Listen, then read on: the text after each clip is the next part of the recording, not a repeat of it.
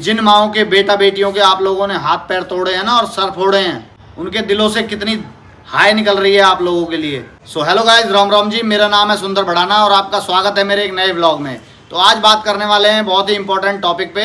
आपकी जानकारी के लिए बता दूं मैं कि जंतर मंतर पे जो है स्टूडेंट्स का प्रोटेस्ट चल रहा है। जैसा कि आपको पता होगा, कल 20 जुलाई 2026 विद्यार्थियों के लिए ब्लैक डे में शामिल हो चुका है, क्योंकि विद्यार्थियों द्वारा किया गया कल शांतिपूर्ण आंदोलन जंतर मंतर पे पुलिस वालों ने उनको बहुत ज़्यादा लाठीचार्ज उनके ऊपर कर उनके बहुत बुरी हालत कर दी और उनको बहुत मारा पीटा और यहाँ तक कि आंसू गैस के गोले तक छोड़े गए, जिसमें कि सैकड़ों लोग जो है घायल हो गए और सुनने में आया कुछ लोगों की जान की भी हानि हुई है। दोस्तों, पहले आप एक बार ये वीडियो देखिए।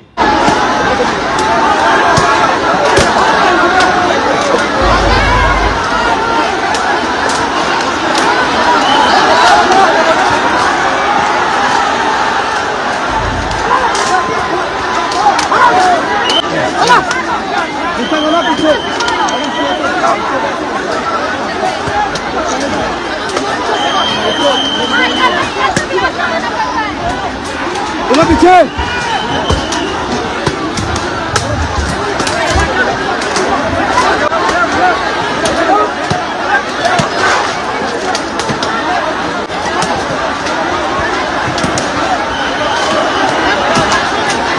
तो देखा दोस्तों आपने, देश में बेटी बचाओ बेटी पढ़ाओ का नारा देने वाली सरकार ही देश की बेटियों पर लाठी बरसा रही है। तो ऐसे देश में बच्चों का पढ़ना लिखना कैसे संभव है? एक तरफ ये सरकार के ठेकेदार बोलते हैं कि क्या हुआ, एक पेपर ही तो लीक हुआ है। अरे उनको कोई ये समझाए कि एक पेपर लीक होने से जो विद्यार्थी मेहनत करके दिन रात पढ़ के पेपर दे रहा है वो तो पीछे हो जाता है, और जो पेपर लीक करके पेपर देते हैं वो आगे चले जाते हैं। और आने वाले समय में वही आप लोगों के बच्चों का इलाज करेंगे, डॉक्टर बनेंगे, उनका इलाज करेंगे। जब उन्होंने कुछ पढ़ा नहीं है, अच्छे से सीखा नहीं है, तो वो क्या इलाज करेंगे? वो आपके और हमारे बच्चों को जान से मार देंगे। ये कैसा इलाज करेंगे? डॉक्टर बनेंगे पेपर लीक करके? तो ये हमारे देश के लिए बहुत ही खतरे की बात है कि हमारे देश में बार बार जो है नीट के पेपर लीक हो रहे हैं। इसके ऊपर इन बच्चों ने जो है अपना हक मांगने के लिए प्रोटेस्ट किया, शांतिपूर्ण प्रोटेस्ट किया, और उनके ऊपर इतनी बुरी तरीके से लाठीचार्ज की गई। इस सरकार को शर्म नहीं आई बिल्कुल भी। वो स्टूडेंट थे, आतंकवादी थोड़ी थे वो, जिनके ऊपर इतनी बुरी तरीके से वार किया गया। किसी का सर फटा, किसी का हाथ टूटा, किसी का पैर टूटा, और किसी ने तो अपनी जान तक की गंवा दी। सोनम सर जो कि बेचारे शांतिपूर्ण अनशन पे बैठे हैं, वो अपनी जान तक की बाजी लगा रहे हैं हमारे विद्यार्थियों के लिए, क्योंकि उन्हें पता है कि अगर इस पेपर को लीक होकर कोई बच्चा पास होकर जाएगा तो वो हमारे देश के लिए बहुत ही गहरा घात पहुंचाएगा। ना वो कभी अच्छे से इलाज कर पाएगा, ना वो कभी अच्छे से डॉक्टरी समझ पाएगा, क्योंकि वो पढ़कर नहीं आया, वो पेपर लीक होकर पास होकर आया है। मेरा बेटा भी डीएवी स्कूल में पढ़ता है। ये देखो, अभी 10th पास करके वो 11th में गया है और उसने मेहनत करके 85% लेके आया वो, और मैंने बड़ी खुशी से उसको साइंस साइड दिलवाई है। क्या मैंने ये दिन देखने के लिए साइंस साइड दिलवाई है उसे कि आगे को वो कल को मेहनत करे और उसका नीट का पेपर भी लीक हो जाए और उस बच्चे का मनोबल टूट जाए? इसी बात के लिए वो मेहनत कर रहा है बच्चा। तो इस देश की सरकार को सोचना चाहिए कि हमारे बच्चे अगर मेहनत कर रहे हैं ना, तो उनकी मेहनत पे पानी मत फेरो। जंतर मंतर पे आंदोलन कर रहे बच्चों की क्या गलती थी? सिर्फ यही, उन्होंने सिर्फ इस्तीफा मांगा शिक्षा मंत्री से, उनकी सिर्फ यही गलती थी?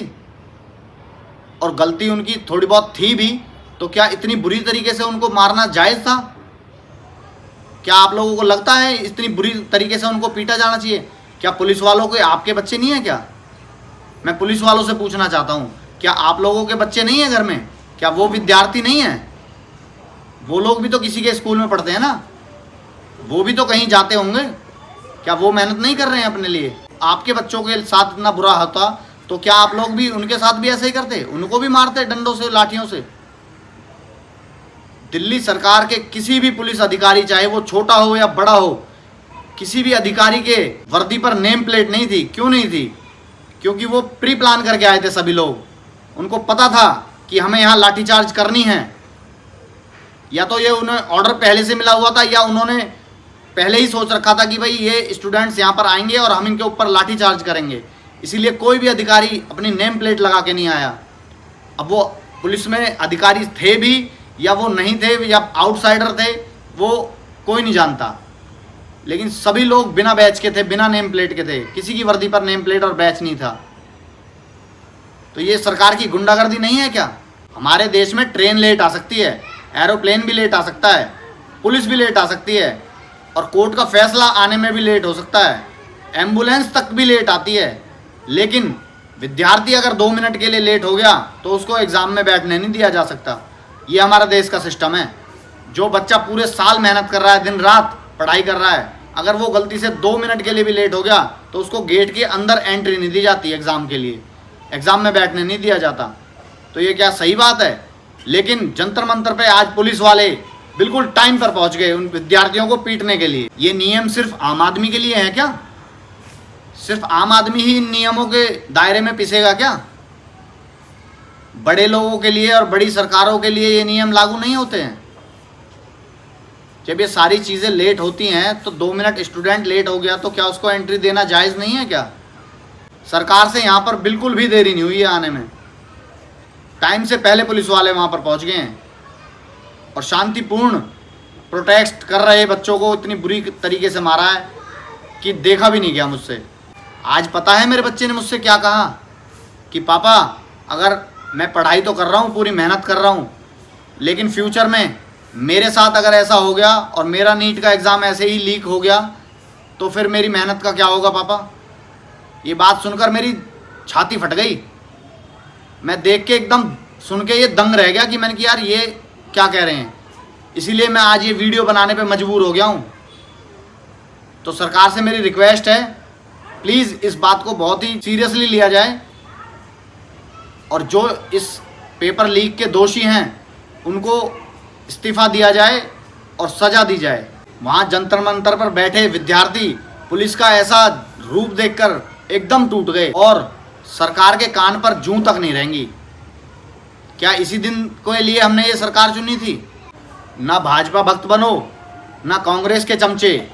सही को सही और गलत को गलत कहने वाले जिम्मेदार भारतीय नागरिक बनो।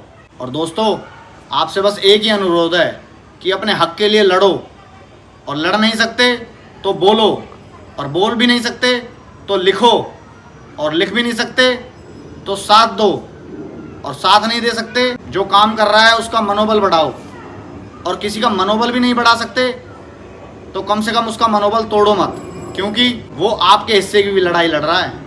और एक बात मैं उन वर्दी वालों से कहना चाहता हूँ कि जिन माओं के बेटा बेटियों के आप लोगों ने हाथ पैर तोड़े हैं ना और सर फोड़े हैं, उनके दिल से जाकर पूछो उनके दिल पे क्या बीत रही है, उनके दिलों से कितनी हाय निकल रही है आप लोगों के लिए। ये आप लोग देख भी नहीं पाओगे, क्योंकि ऊपर वाले की लाठी में आवाज़ नहीं होती। उन माओं की बद्दुआ आप लोगों को सुख चैन से नहीं जीने देगी। आप लोगों के भी बच्चे हैं, आप लोगों के घर में भी स्टूडेंट्स हैं, कम से कम उनके बारे में ही सोच लेते कि जैसे मेरे बच्चे हैं, जैसे मेरे घर में स्टूडेंट्स हैं, ऐसे ही ये किसी माँ के बच्चे हैं, किसी माँ के लाल हैं, जिनको आपने अधाधुन तरीके से लाठी बजाकर उनके सर फोड़े और हाथ पैर तोड़े। आप लोगों का इंसाफ इस धरती की अदालत पे हो ना हो, लेकिन उस ऊपर वाले की अदालत में ज़रूर होगा।